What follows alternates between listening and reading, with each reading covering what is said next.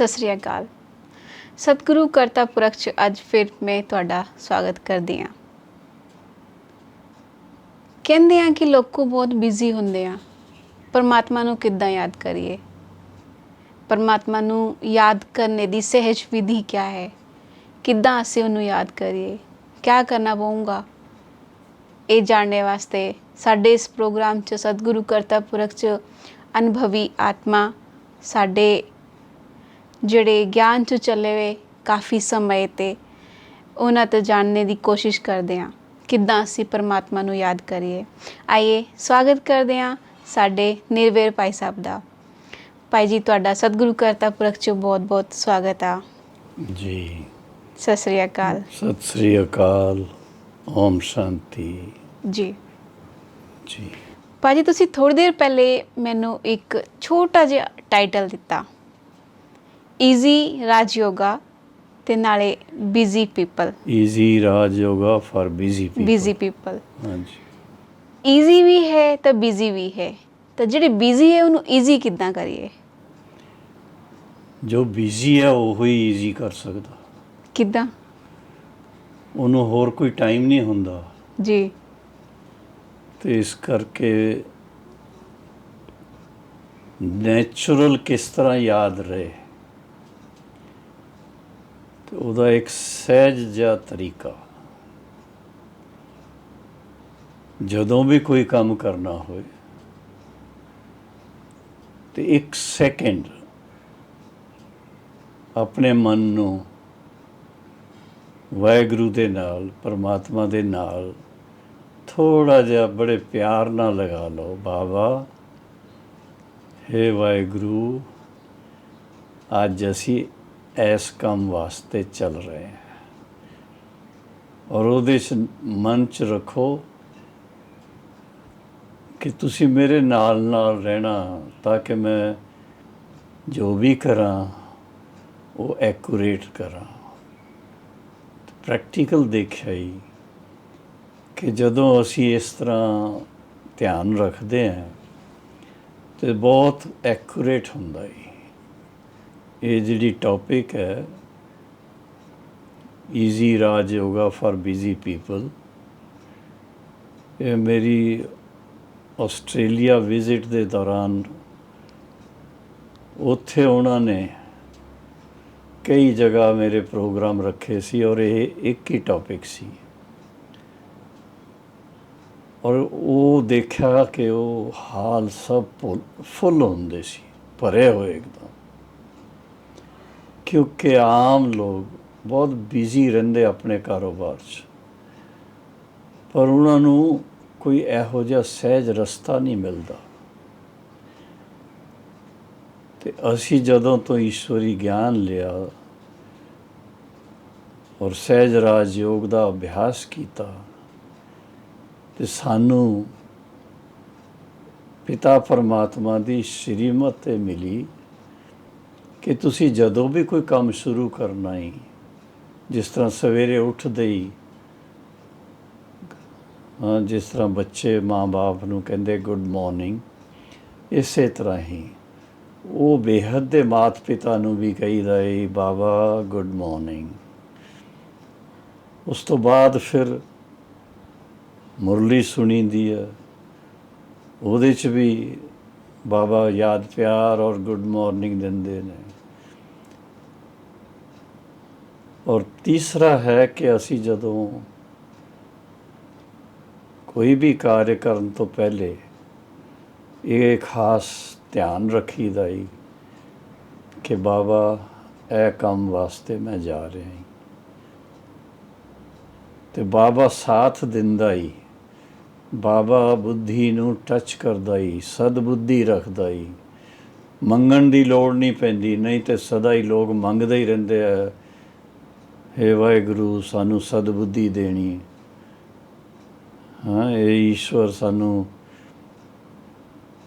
ਅੱਛੇ ਰਸਤੇ 'ਤੇ ਚੱਲਣ ਵਾਸਤੇ ਪ੍ਰੇਰਨਾ ਦੇਣੀ, ਇਹੋ ਜਿਹੀਆਂ ਗੱਲਾਂ ਕਰਦੇ ਨੇ। ਅਤੇ ਦੇਖਿਆ ਗਿਆ ਕਿ ਉਹਦਾ ਪ੍ਰੈਕਟੀਕਲ ਕਰਨ ਦਾ ਤਰੀਕਾ ਇਹ ਹੈਗਾ ਕਿ ਤੁਸੀਂ ਸਵੇਰੇ ਤੋਂ ਸ਼ਾਮ ਤਾਈਂ ਜਦੋਂ ਵੀ ਕੋਈ ਕਾਰਜ ਸ਼ੁਰੂ ਕਰਨਾ ਹੈ ਤੇ ਮਨ ਪਹਿਲੇ शिव बाबा की तरफ लै जाओ, वाहेगुरु की तरफ लै जाओ। और यही एक छोटा जिहा संकल्प कर लो, हुण असीं यह काम कर रहे हैं, तुसीं आ जाओ, तुसीं मेरे नाल रहो। तो देखो किस तरह बाबा साथ दिंदा है। हुण तुहाडे नाल मैं गल कर रहा ही तो बाबा का नाम लैंदे ही मैनू खुशी का पारा चढ़ जाता है। तो जदों खुशी मन च हुंदी है तो मन बड़ा लाइट भी हुंदा और क्लीयर भी हुंदा, एक्यूरेट भी हुंदा। इस करके हर कार्य च सफलता भी मिलती है। जी पाजी। पाजी, क्या खुश रहना एक इच्छा है, लेकिन ऐसी खुश रहने सिर्फ इच्छा है हो सकती, या खुश रहना एक व्यवहारिक संभावना भी है? नहीं, हर एक चीज़ की बेसिस हुंदी है। जी। अगर तुसी फाउंडेशन अच्छी बनाओगे हो जी। तो फिर तुहाडा मकान भी अच्छा बन जाएगा, इमारत अच्छी बनेगी। जी। तो इस करके तुहानू पता ही है कि जिन्ना तुसी बेसिक्स ज्ञान दी और बाबा दी याद जिन्हों सहज राज योग कहने आ, ਉਹਦੀ बेसिक्स ਉਹਨੂੰ अच्छी तरह पहले स्टडी करके ਉਹਦੇ अनुसार अपनी दिनचर्या अगर बना ਲੈਣਗੇ ਹੋ तो तुसी देखणगे हो कि ਤੁਹਾਡੇ चेहरे की खुशी कभी गायब ही नहीं होएगी। लोग बल्कि सोचते रहंदे इन्हों की मिलिया होया, इन्ने सदा खुश रहंदे आ, मुस्कुराते रहंदे आ। ਉਹਦਾ कारण है एक,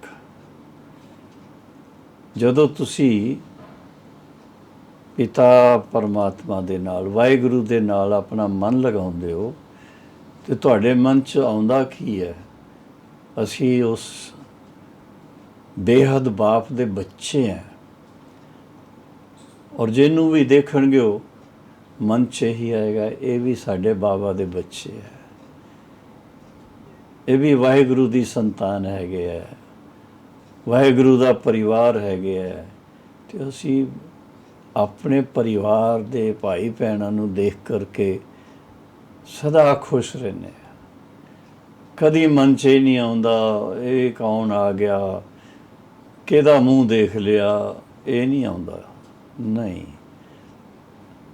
वो पॉजिटिव जिहड़ी साडी एटीट्यूड है वो बहुत कम करती है। इस करके बेसिक फाउंडेशन जिहड़ी है वो एक पक्की कर लो कि असी अपने मन च शुभ सोचना ही, शुद्ध सोचना ही, शुभ और शुद्ध जिन्हों असी अंग्रेजी च पॉजिटिव कह दिन्ने हैं, सिंपल वर्ड्स। इस करके वो तुसी करके देखो, इतना मज़ा आउंदा उहदे च। हर इंसान दे बारे च जदों भी तुसी सोचणगे हो या हर कोई पल समय दे बारे सोचणगे हो तो ਉਹਦੇ दो साइड हुंदी है, पॉजिटिव साइड भी हुंदी है, नैगेटिव साइड भी हुंदी है। अगर तुहाडा एटीट्यूड जिहड़ा ही, दृष्टिकोण जिहड़ा ही, वो अगर तुसी हमेशा शुभ और शुद्ध सोचो, पॉजिटिव रखो, तो ਉਹਦੀ रिजल्ट ये हैगी है कि आत्मा नूं पॉजिटिविटी बहुत पसंद आउंदी है। ये साडा निजी गुण हैगा ही अपना सब दा। और ਉਹਦੇ करके असी जदों श्री कृष्ण का तुसी चित्र देखणगे हो ना, तो श्री कृष्ण हमेशा तुहानूं देखण च आएगा, मुरली हत्थ च है, होंठां ते लगी हुई है, लेकिन उन्हां दी नैना तो तुहानूं सदा ही मुस्कुरान नज़र आउंदी है। देखदे ही मन खुश हो जाता है। इस करके सारी दुनिया श्री कृष्ण दे दीवाने हैगे है। ते असी भी अगर श्री कृष्ण की तरह अपने मन ਨੂੰ इतना निर्मल रखिए, पावन रखिए और हर एक ਨੂੰ अपनेपन ਦੀ भावना ਨਾਲ देखिए तो साड़ा मन सदा खुश रहेगा और साढ़े मन की खुशी जिहड़ी है वो रिफ्लैक्ट करके दूसरे ਨੂੰ भी मुस्कुराना सिखा देगी। इस करके एक पुराना गीत है, किसी ने अपना बना के मुझको मुस्कुराना सिखा दिया। किसी ने, किसने? उस पिता परमात्मा ने सारे बच्चों ਨੂੰ फिर याद दिलाया, तुसी मेरे प्यारे बच्चे हो, सिकीलदे बच्चे हो, रूहानी बच्चे हो, मेरे नैना दे नूर हैगे हो। तो वो याद दिलाउण दे नाल ही जदों असीं उहदे बारे सोचते हैं, ओह सानू ये कौन है इस तरह कह रहा ही, वाह, तो मन खुश हो जाता ही। इस करके सदा मुस्कुराउण दा आधार है शुद्ध और शुभ सोचना। ਜਿਹੜੀ ਸਾਡੀ ਚਿੰਤਾएं ਹੈ, ਕੋਈ ਵੀ चिंताएं ਤੁਸੀਂ ਲੈ ਲਓ, ਤੇ ਅਜੀਬੋ ਗਰੀਬ ਜਿਹੜੀ ਮਰਿਆਦਾएं ਹੁੰਦੀ ਸਾਡੀ, ਇਹ ਹੈ ਉਹ ਹੈ, ਕੋਈ ਵੀ ਮਰਿਆਦਾ ਆ ਜਾਂਦੀ ਹੈ ਸਾਡੇ ਪਰਿਵਾਰਿਕ 'ਚ, ਤਾਂ ਇਹ ਕੁਝ ਪੇਸ਼ੇਵਰ ਇੱਛਾएं मतलब धन दौलत ज़्यादा ही हो गई भी, ਉਹ ਸਭ ਸਾਡੇ ਅੰਦਰ ਇੱਕ ਅਲੱਗ ਤਰ੍ਹਾਂ ਦੀ ਇੱਛਾएं ਪੈਦਾ ਕਰਦੀਆਂ, ਉਹ ਸਾਨੂੰ ਡੁਬੋ ਵੀ ਦਿੰਦੀਆਂ। ਤੇ ਉਹਨਾਂ ਤੇ ਬਾਹਰ ਨਿਕਲਣੇ ਦਾ ਸਾਧਨ ਕੀ ਹੈ? ਇੱਛਾ ਅੱਛਾ ਬਣ ਨਹੀਂ ਦਿੰਦੀ। ਜੀ, ਸੁਣਿਆ ਹੋਵੇਗਾ ਤੁਸੀਂ। ਇਸ ਕਰਕੇ ਈਸ਼ਵਰੀ ਗਿਆਨ 'ਚ ਸਾਨੂੰ ਬਾਬਾ ਨੇ ਬਹੁਤ ਅੱਛੇ ਸ਼ਬਦਾਂ 'ਚ ਕਿਹਾ ਹੀ ਕਿ ਜਦੋਂ ਤੁਹਾਨੂੰ ਪਰਮਾਤਮਾ ਬਾਪ ਮਿਲ ਗਿਆ ਔਰ ਉਸ ਤੋਂ ਤੁਹਾਨੂੰ ਇਤਨਾ ਬੇਹੱਦ ਦਾ ਵਰਸਾ ਮਿਲ ਰਿਹਾ, ਖਜ਼ਾਨਾ ਮਿਲ ਰਿਹਾ ਹਰ ਚੀਜ਼ ਦਾ, ਤੇ ਤੁਸੀਂ ਇੱਛਾ ਮਾਤਰਮ ਅਵਿਦਿਆ, ਇੱਛਾ ਦੀ ਵਿਦਿਆ ਹੀ ਨਹੀਂ ਤੁਹਾਨੂੰ ਚਾਹੀਦੀ, ਇੱਛਾ ਮਾਤਰਮ ਅਵਿਦਿਆ। ਅਗਰ ਇਹ ਸਥਿਤੀ ਆਪਣੀ ਬਣਾ ਲਓ ਤੇ ਤੁਸੀਂ ਕਈ ਪ੍ਰਕਾਰ ਦੀ ਜਿਹੜੀ ਹੈਰਾਨੀਆਂ ਹੀ ਉਹਦੇ 'ਚੋਂ ਬਚ ਜਾਣਗੇ। ਤੁਸੀਂ ਦੇਖਣਗੇ ਉਹ ਛੋਟੀ ਜਿਹੀ ਕੋਈ ਇੱਛਾ ਦੇ ਕਾਰਨ ਬੱਚਿਆਂ ਨੂੰ ਕੋਈ ਚੀਜ਼ ਨਹੀਂ ਮਿਲੀ, ਰੋਣ ਲੱਗ ਪੈਣਗੇ। ਵੱਡੇ ਹੈਗੇ ਆ, ਉਹਨਾਂ ਨੂੰ ਕੋਈ ਜ਼ਮੀਨ ਜਾਇਦਾਦ ਦੀ ਇੱਛਾ ਨਹੀਂ ਉਹ ਨਹੀਂ ਮਿਲਿਆ ਹਿੱਸਾ, ਉਹ ਉਧਰ ਕੀ ਕਹਿੰਦੇ ਇਹਨੂੰ, ਕੋਰਟ 'ਚ ਧੱਕੇ ਖਾਂਦੇ ਰਹਿਣਗੇ, ਖੁਦ ਵੀ ਖਾਣਗੇ ਦੂਜੇ ਨੂੰ ਔਰ ਸਾਰੇ ਪਰਿਵਾਰ ਨੂੰ ਵੀ ਉੱਥੇ ਤੱਕ ਲੈ ਜਾਣਗੇ। ਤੇ ਇਸ ਕਰਕੇ ਮੈਂ ਤੇ ਇਹ ਦੇਖਿਆ ਹੀ ਕਿ ਜਿੰਨਾ ਤੁਸੀਂ ਆਪਣੇ ਆਪ ਨੂੰ ਹਲਕਾ ਰੱਖੋ, ਲਾਈਟ ਰੱਖੋ, ਇੱਛਾ ਮਾਤਰਮ ਅਵਿਦਿਆ ਅਗਰ ਹੋ ਜਾਏ ਤੇ ਉਹ ਤੋਂ ਵੱਡੀ ਚੀਜ਼ ਤਾਂ ਕੋਈ ਹੈ ਹੀ ਨਹੀਂ। ਕਿਉਂ? ਜਿਸ ਪਿਤਾ ਪਰਮਾਤਮਾ ਨੇ ਇਸ ਸ੍ਰਿਸ਼ਟੀ ਤੇ ਸਾਨੂੰ ਜਨਮ ਦਿੱਤਾ ਹੀ, ਉਸਨੇ ਇਹ ਚੀਜ਼ ਸਾਡੇ ਲਈ ਤੇ ਕਿਹਾ, ਲੇਕਿਨ ਸਭ ਜੀਵ ਜੰਤੂਆਂ ਵਾਸਤੇ, ਜਾਨਵਰਾਂ ਵਾਸਤੇ, ਸਭ ਦੇ ਵਾਸਤੇ ਖਾਣ ਪੀਣ ਦਾ ਇੰਤਜ਼ਾਮ ਰੱਖਿਆ ਹੈ। ਗਾਂਧੀ ਜੀ ਦੇ ਸ਼ਬਦ ਹੈਗੇ ਆ,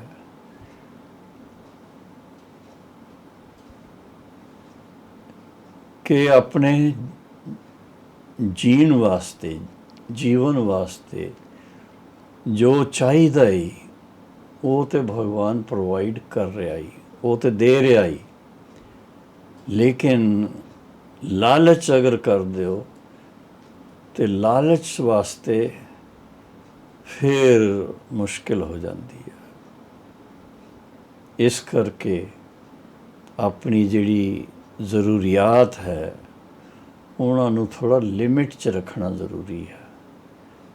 ਬਹੁਤ ਜ਼ਿਆਦਾ ਓਵਰਨਾਈਟ ਤੁਸੀਂ ਸੋਚੋ ਮੈਂ ਤੇ ਬਸ ਅਰਬਪਤੀ ਕਰੋੜਪਤੀ ਬਣ ਜਾ, ਨਹੀਂ, ਕੋਈ ਲੋੜ ਨਹੀਂ ਹੈ। ਇਸ ਕਰਕੇ ਹਾਂ ਠੀਕ ਹੈ ਆਪਣਾ ਸਟੈਂਡਰਡ ਰੱਖੋ ਤੁਸੀਂ, ਕੋਈ ਇਹ ਨਹੀਂ ਮਨਾ ਕਰਦਾ, ਖਾਣ ਪੀਣ ਦਾ ਰਹਿਣ ਦਾ ਸਭ ਠੀਕ ਅੱਛਾ ਹੈ। ਔਰ ਬਾਬਾ ਦੇ ਬੜੇ ਅੱਛੇ ਸ਼ਬਦ ਹੈਗੇ ਆ ਬੱਚੇ, ਨਾ ਬਹੁਤ ਉੱਚਾ ਤੇ ਨਾ ਬਹੁਤ ਇੱਕਦਮ ਗਰੀਬ ਗੁਰਬਾ ਵਾਲਾ, ਇਨ ਬਿਟਵੀਨ। ਔਰ ਤੁਸੀਂ ਦੇਖਣਗੇ ਉਹ ਅਧਿਕਤਰ ਹਿੰਦੁਸਤਾਨ ਦੀ ਜਿਹੜੀ ਆਬਾਦੀ ਹੈ ਉਹ ਤਾਂ ਮਿਡਲ ਕਲਾਸ ਹੈ। ਅਗਰ ਮਿਡਲ ਕਲਾਸ ਆਬਾਦੀ ਜਿਹੜੀ ਹੈ ਉਹ ਲਾਲਚ ਨਾ ਕਰੇ, ਜੋ ਉਹਨਾਂ ਨੂੰ ਮਿਲ ਰਿਹਾ ਹੈ ਉਹਦੇ 'ਚ ਸੰਤੁਸ਼ਟ ਰਹਿਣ, ਤੇ ਭਾਰਤ ਦੇਸ਼ ਨੰਬਰ 1 ਖੁਸ਼ੀ ਦਾ ਦੇਸ਼ ਬਣ ਜਾਏਗਾ। ਲੇਕਿਨ ਹੁਣ ਥੋੜ੍ਹਾ ਜਿਹਾ ਕਲਯੁਗ ਦੇ ਅੰਤਿਮ ਸਮੇਂ ਦਾ ਪ੍ਰਭਾਵ ਹੋਣ ਕਰਕੇ ਤਮੋ ਗੁਣ ਜ਼ਿਆਦਾ। ਤਮੋ ਗੁਣ 'ਚ ਸਭ ਤੋਂ ਵੱਡੀ ਗੱਲ ਹੈ ਸਵਾਰਥ। ਸਵਾਰਥ ਦੇ ਕਾਰਨ ਤੁਸੀਂ ਜਾਣਦੇ ਹੋ ਹਰ ਇੱਕ ਆਪਣਾ ਉਹ ਜਮ੍ਹਾਂ ਕਰਨ 'ਚ ਲੱਗੇ ਹੋਏ ਨੇ, ਜਮ੍ਹਾਖੋਰੀ 'ਚ ਜਿਹਨੂੰ ਕਹਿੰਦੇ ਆ। ਦੂਸਰਿਆਂ ਦਾ ਭਾਵੇਂ ਨੁਕਸਾਨ ਹੋਏ ਤੇ ਉਹ ਫਿਰ ਉਹਦੇ 'ਚ ਤੁਹਾਨੂੰ ਪਤਾ ਹੀ ਹੈ, ਸਰਕਾਰ ਵੀ ਉਹਦੇ 'ਤੇ ਧਿਆਨ ਰੱਖਦੀ ਹੈ, ਫਿਰ ਛਾਪੇ ਪੈਂਦੇ ਆ, ਫਿਰ ਜੇਲ੍ਹ ਜਾਣਾ ਪੈਂਦਾ ਹੀ। ਹੁਣ ਕਈ ਵੱਡੇ ਵੱਡੇ ਲੋਕ ਦੇਖੋ ਹਿੰਦੁਸਤਾਨ 'ਚ ਆ ਹੀ ਨਹੀਂ ਸਕਦੇ, ਦੇਸ਼ ਨਿਕਾਲਾ ਜਿਸ ਤਰ੍ਹਾਂ ਉਹਨਾਂ ਨੂੰ ਮਿਲਿਆ ਹੋਇਆ। ਉੱਥੇ ਵੀ ਜਿੱਥੇ ਉਹ ਜਾ ਕਰਕੇ ਵਸੇ ਨੇ ਉੱਥੇ ਵੀ ਕੋਰਟਾਂ 'ਚ ਧੱਕੇ ਖਾ ਰਹੇ ਨੇ, ਤੁਸੀਂ ਜਾਣਦੇ ਹੋ, ਉਹਨਾਂ ਦੇ ਨਾਂ ਅਖਬਾਰਾਂ 'ਚ ਆਉਂਦੇ ਰਹਿੰਦੇ ਨੇ। ਇਸ ਕਰਕੇ ਫਰੀਦ ਦਾ ਬੜਾ ਅੱਛਾ ਦੋਹਾ ਜਿਹੜਾ ਤੁਸੀਂ ਸੁਣਦੇ ਵੀ ਹੈਗੇ ਹੋ, ਰੁੱਖੀ ਮਿੱਸੀ ਖਾ ਫਰੀਦਾ, ਠੰਡਾ ਪਾਣੀ ਪੀ, ਨਾ ਦੇਖ ਪਰਾਈਆਂ ਚੋਪੜੀਆਂ ਤੇ ਨਾ ਤਰਸਾਵੀਂ ਜੀ। ਇਹਦਾ ਅਰਥ ਬਸ ਸਮਝ ਜਾਣਗੇ ਪੰਜਾਬੀ 'ਚ। ਜੀ ਭਾਜੀ। ਭਾਜੀ ਤੁਸੀਂ ਇਹਦਾ ਇੱਕ ਐਗਜ਼ਾਮਪਲ ਵੀ ਕਾਫੀ ਅੱਛਾ ਦਿੱਤਾ, ਲੇਕਿਨ ਕਿਆ ਇੱਕ ਵਿਅਕਤੀ ਇਹ ਨਹੀਂ ਸੋਚ ਸਕਦਾ ਕਿ ਮੈਂ ਆਪਣਾ ਅੱਛਾ ਘਰ ਬਣਾਵਾਂ, ਅੱਛਾ ਖਾਵਾਂ? ਉਹ ਇੱਛਾ ਕਰਨਾ ਕਿਆ ਗਲਤ ਹੈ? ਨਹੀਂ, ਕੋਈ ਉਹਦੇ 'ਚ ਕੋਈ ਗਲਤ ਕੁਛ ਨਹੀਂ ਹੈ ਜੀ। ਪਰ ਇੱਕ ਘਰ ਬਣਦਾ ਹੀ ਅੱਛਾ ਸਾਫ ਸੁਥਰਾ ਰਹਿਣ ਵਾਸਤੇ। ਅਗਰ ਤੁਸੀਂ ਉਹਨੂੰ ਬਣਾਉਣ ਵਾਸਤੇ ਹਿਸਾਬ ਕੱਢਣਗੇ ਹੋ ਤਾਂ ਉਹਦਾ ਹਿਸਾਬ ਜਿਹੜਾ ਨੋਰਮਲ ਜਿਹਨੂੰ ਕਿਹਾ ਜਾਂਦਾ ਹੈ ਕਿ ਬਈ ਅੱਛਾ ਘਰ, ਅੱਛਾ ਉਹਦਾ ਪਲਾਸਟਰਿੰਗ ਹੋ ਜਾਏ, ਔਰ ਉਹਦੇ 'ਚ ਜਿਹੜੀ ਜੋ ਵੀ ਫਿਟਿੰਗਸ ਹੈਗੀਆਂ, ਜੋ ਵੀ ਹੈਗਾ ਜ਼ਰੂਰੀ ਹੈਗੇ ਆ ਉਹ ਕਰਨੀਆਂ ਹੈ। ਔਰ ਟਾਈਲਸ ਵਗੈਰਾ ਵੀ ਬਹੁਤ ਅੱਛੀ ਲਗਾ ਸਕਦੇ ਹੋ, ਸਭ ਕੁਛ ਹੈ। ਲੇਕਿਨ ਤੁਸੀਂ ਅਗਰ ਇਹ ਸੋਚਣ ਲੱਗ ਜਾਓ ਕਿ ਅਸੀਂ ਤਾਂ ਬਈ ਉਹ ਇਟੈਲੀਅਨ ਮਾਰਬਲ ਹੀ ਲਗਾਉਣਾ ਹੀ, ਉਹ ਮਿਲੇਗਾ ਤੁਹਾਨੂੰ 500 ਰੁਪਏ ਸਕੁਏਅਰ ਫੁੱਟ, ਔਰ ਜਿਹੜੀ ਟਾਈਲ ਸਾਡੇ ਇੱਥੇ ਮਿਲਦੀ ਹੈ ਉਹ ਮਿਲਦੀ ਹੈ 40-45 ਰੁਪਏ ਸਕੁਏਅਰ ਫੁੱਟ, तो कितना फ़र्क पै जाएगा। जी जी, जी। तो इतना रुपया इकट्ठा करने वास्ते फिर तुसी जानते हो की करते हैं लोग। इस करके अपने हिसाब नाल कि घर बनाओ, साफ सुथरा रहे और उसका एनवायरनमेंट भी बड़ा अच्छा रहे, उहदे आजू बाजू थोड़ी खुली जगह भी रहे और हरियाली भी रहे, तो ताकि थोड़ा वायुमंडल भी तो अच्छा चाहिए ना, जो हैल्दी एटमोसफीयर जिन्होंने कहते हैं वो होना चाहिए। जी भाजी। भाजी एक प्रश्न आया साडे व्हाट्सएप च, ਉਹ ਭਾਈ ਹੈ ਦਿੱਲੀ ਤੇ, ਉਹ ਬੋਲਦੇ ਕਿ ਮੇਰਾ ਭਾਈ ਸਾਹਿਬ ਦੇ ਇਹ ਪ੍ਰਸ਼ਨ ਪੁੱਛਣਾ ਹੈ ਕਿ ਜਿਹੜੇ ਲੋਕਾਂ ਅੰਦਰ ਅਹੰਕਾਰ ਹੈ ਉਹ ਛੁਟਕਾਰਾ ਪਾਣਾ ਇਤਨਾ ਮੁਸ਼ਕਿਲ ਕਿਉਂ ਹੈ? ਤੇ ਅਹੰਕਾਰ ਦੇ ਵਾਸਤੇ ਜਿੱਦਾਂ ਦੁਨੀਆ 'ਚ ਵਿਨਾਸ਼ਾ ਦਾ ਇੱਕ ਮੂਲ ਕਾਰਨ ਵੀ ਹੋ ਗਿਆ, ਪਰਿਵਾਰਾਂ 'ਚ ਇੱਕ ਰਿਸ਼ਤੇ ਨਾਤੇ ਟੁੱਟ ਜਾਂਦੇ, ਦੋਸਤਾਂ ਵਿੱਚ ਇੱਕ ਅਲਗਾਵ ਆ ਜਾਂਦਾ, ਇਹ ਅਹੰਕਾਰ ਇਤਨਾ ਮੁਸ਼ਕਿਲ ਕਿਉਂ ਹੈ ਇੱਕ ਵਿਅਕਤੀ ਅੰਦਰ ਜਿੱਥੇ ਛੁਟਕਾਰਾ ਪਾਣਾ? सारी मुसीबतां दी जड़ी अहंकार है ना। इस करके जदों गुरबाणी पढ़ते हैं, अरदास करते हैं ਤੇ ਉਸ ਵੇਲੇ ਵਾਹਿਗੁਰੂ ਨੂੰ ਕੀ ਕਹਿੰਦੇ ਹਨ? ਹੇ ਵਾਹਿਗੁਰੂ, ਕਾਮ ਕ੍ਰੋਧ ਲੋਭ ਮੋਹ ਅਹੰਕਾਰ ਤੋਂ ਬਚਾਉਣਾ। ਪ੍ਰਾਰਥਨਾ ਤੇ ਕਰਦੇ ਆ ਪਰ ਸੱਚੇ ਦਿਲ ਨਾਲ ਆਪਣੇ ਆਪ ਨੂੰ ਛੱਡਣ ਵਾਸਤੇ ਤਿਆਰ ਨਹੀਂ ਹੁੰਦੇ। ਤੇ ਜਿਹੜੀ ਚੀਜ਼ ਸਾਨੂੰ ਫਾਇਦਾ ਨਹੀਂ, ਉਹਦਾ ਕਾਰਨ ਕੀ ਹੈ? ਅਹੰਕਾਰ ਕਿਉਂ ਹੈਗਾ? ਕਿਉਂਕਿ ਸਮਝ ਨਹੀਂ ਹੈਗੀ ਕਿ ਵਾਸਤਵ ਦੇ ਵਿੱਚ ਤੁਸੀਂ ਤੇ ਆਤਮਾ ਹੈਗੇ ਹੋ। ਆਪਣੇ ਆਪ ਨੂੰ ਇੱਕ ਰੂਹ ਸਮਝੋ, ਆਤਮਾ ਸਮਝੋ, ਔਰ ਇਹ ਸਰੀਰ ਤੁਹਾਡਾ ਜਿਹੜਾ ਇਹ ਇੱਕ ਮਾਧਿਅਮ ਹੈਗਾ ਜਿਹਦੇ ਜ਼ਰੀਏ ਤੁਸੀਂ ਆਪਣਾ ਕਰਤੱਵ ਕਰ ਰਹੇ ਹੋ।